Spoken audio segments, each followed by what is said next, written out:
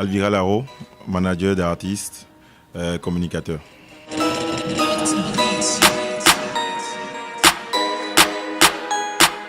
Je pense que c'est quelque chose qui était un peu inné à moi. J'aimais beaucoup la musique, le showbiz et tout. Donc après le bac, j'ai fait la connaissance de Kessie via DB d'abord. Donc je pense qu'on était en 2003. Il voulait sortir son album Genesis. Donc il m'a invité sur le projet. C'est de là c'est parti le management. Donc après, il y a eu Duce, il y a eu DB, Enigma, aujourd'hui Fanico. Voilà.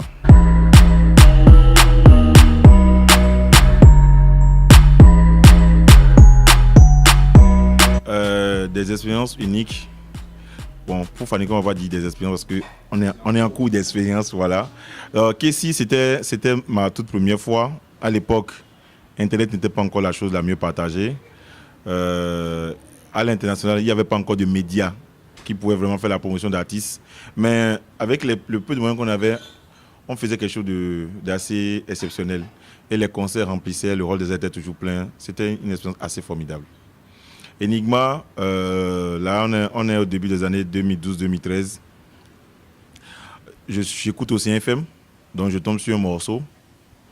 J'aime bien la voix, donc j'appelle Kevin et je dis mais j'ai écouté un morceau tout à l'heure d'un certain artiste, il a une belle voix, c'est qui? Il m'a dit bon, je ne le connais pas aussi personnellement, il m'a envoyé son morceau. Donc c'est comme ça que Kevin a pu me mettre en contact avec lui. J'ai écouté, j'ai dit bon, franchement tu as une très belle voix, mais la thématique, il faisait de l'ego à l'époque. J'ai dit mais si on faisait des études pour les femmes, l'amour, il y a singulier en Europe, tu peux être singulier de l'Afrique. Donc c'est de là le projet est parti. Enigma, premier single, Elle parle de moi, boum. Deuxième, Tu ma belle. Premier artiste béninois à être premier sur Trace à l'époque. Donc ce fut aussi une très belle expérience. Et c'était ma première petite expérience au plan international, après le label Eben aussi, si on va dire.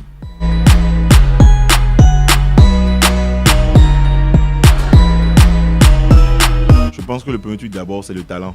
Déjà, il faut aimer ce que l'artiste fait d'abord.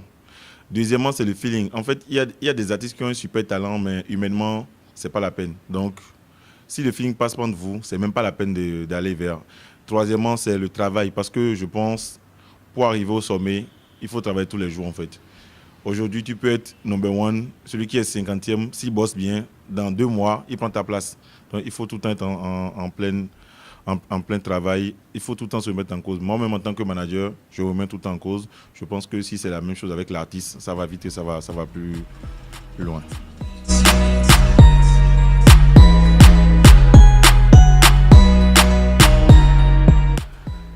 Peut-on dire que le showbiz béninois n'a pas décollé? Je ne pense pas. Parce que si on se compare à certains pays, comme le Mali, comme le Niger, même comme le Burkina Faso, je pense que le showbiz béninois a quand même décollé. Je pense que ces dernières années, on a eu un problème déjà au niveau des spectacles. Parce que 10 ans en arrière, les gens venaient en spectacle. Est-ce que ce n'est pas l'avènement des NTIC et les morceaux en téléchargement gratuit et autres qui font que le public aujourd'hui n'a plus trop envie de venir en concert, on ne sait pas trop. Aussi, il y a l'avènement des GSM qui, une demi-décennie derrière, étaient les sponsors de tous ces concerts, mais qui aujourd'hui ont leur propre événement. Donc aujourd'hui, tu peux te lever aller voir Move, MTN ou je ne sais pas encore quel autre, même les brasseries, pour leur proposer un projet. Parce qu'eux-mêmes, à l'année, ils ont déjà des événements.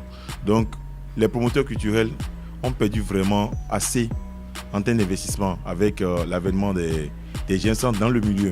Donc je pense que même au niveau du ministère de la Culture, il faudrait qu'il y ait une certaine réflexion pour que le métier de promoteur culturel retrouve son sens. Ce n'est pas seulement au Bénin que ça se passe. Même au Gabon, c'est la même chose. Ou là-bas, c'est même pire. C'est la présidence qui est devenue directement un acteur culturel qui fait ses propres événements.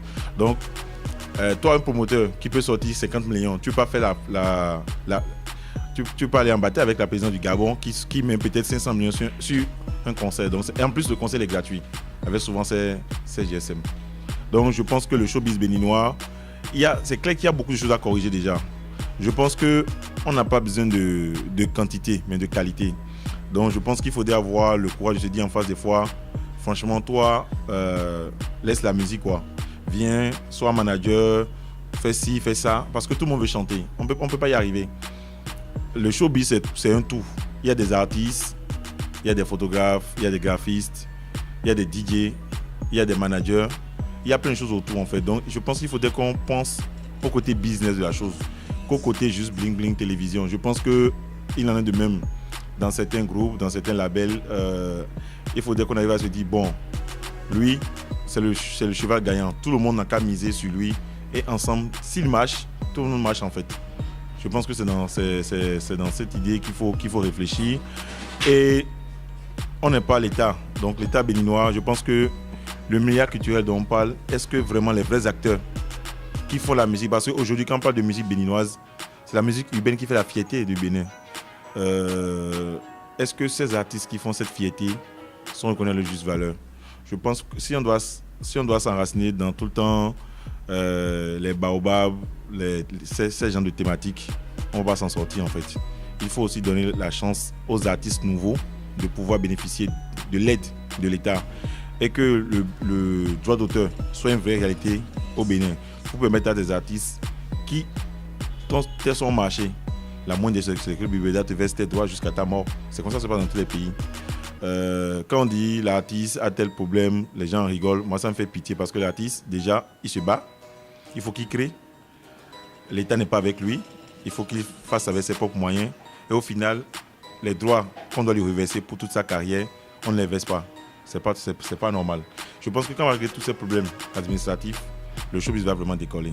Le problème est juste administratif. Ce n'est pas un problème de talent, ce n'est pas un problème d'organisation.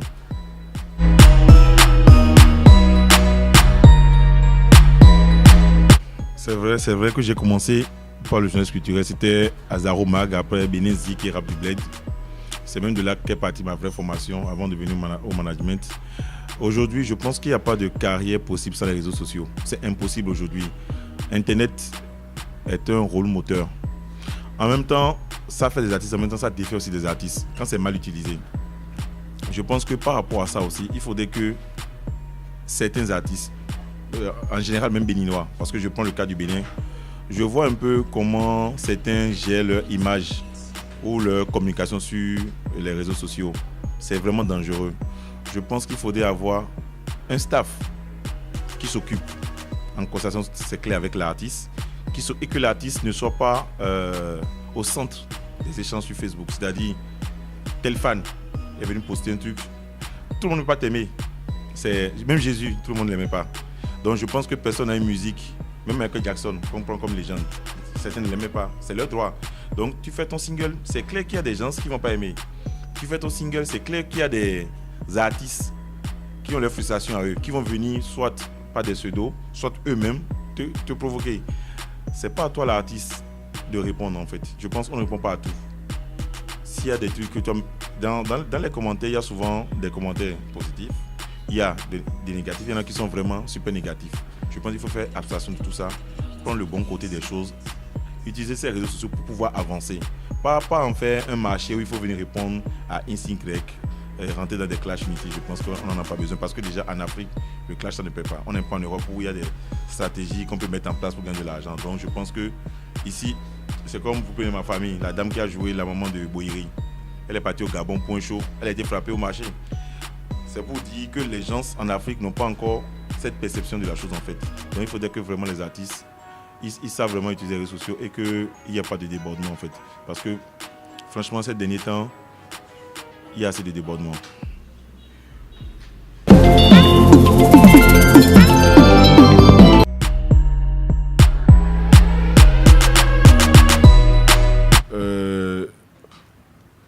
Parlant de tendance, musique afro, mais au fond de moi, je suis resté rap.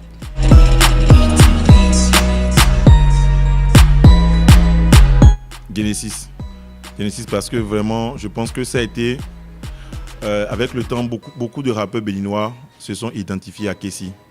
C'était quelque chose vraiment de magnifique. Oui, même si aujourd'hui on parle de Fanico qui est un chanteur, je pense que Kessi a influencé toute une génération. C'est vraiment dommage qu'aujourd'hui, comme je disais au début, c'est vraiment dommage que des gens comme ça qui ont marqué l'histoire du rap, ou même le groupe RDS qui a marqué l'histoire du rap. Parce que même si on parle de Kessi, avant qu'il y ait Kessi, c'est parce que RDS a fait un boulot. Parce que Kessi, on l'a découvert sur le duel cruel. Je me rappelle très bien, à l'époque, Faton, il s'était venu à Cotonou, je pense que c'était en 2004.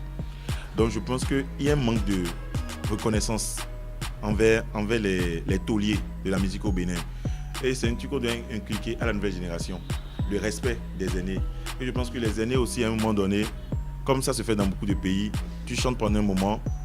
Quand toi-même tu vois que ça ne commence plus à aller, je pense que tu peux aller directement dans la production ou en restant ancré. Aujourd'hui, Awadi, c'est un arbre, c'est un baba de la musique africaine. Mais aujourd'hui, Awadi, il fait une émission sur Canal+, Afrozik. Donc il faut avoir en fait certaines idées pour préparer l'horizon, préparer sa reconversion. C'est très important, on ne peut pas chanter jusqu'à instant en fait. Même Alpha Blondy, il ne chante plus de morceaux, il va juste en tourner, présenter les anciens morceaux. Je pense que ça manque beaucoup aussi ici en termes de musique, les projections à long terme.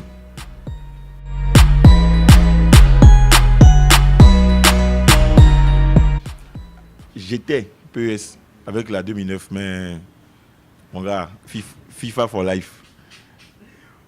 J'ai des victimes dans la salle.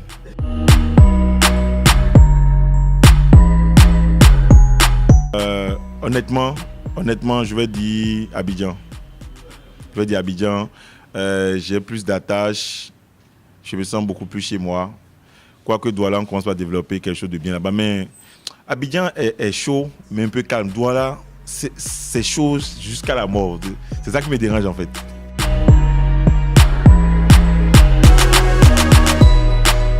Non, moi je suis pas un gonzesse moi. Quand je veux faire sport.